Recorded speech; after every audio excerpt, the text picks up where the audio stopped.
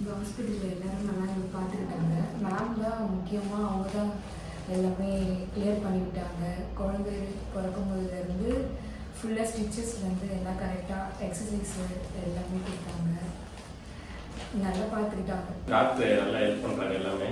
So நமக்கு எதை எப்படி பண்ணணும்னு சொல்லிட்டு எல்லா ஐடியாவும் அவங்களுக்கு சொல்லி தராங்க. அதுவும் இல்லாமல் இங்கே இருக்க அட்மின் டீமு அவங்களும் வந்து நல்லா சப்போர்ட்டிவாக இருக்காங்க. எல்லாத்துக்கும் என்னென்ன ஃபார்ம் ஃபில் பண்ண என்ன டீட்டெயில் சப்போர்ட் பண்ணி ஹெல்ப் பண்ணுறது எல்லாமே.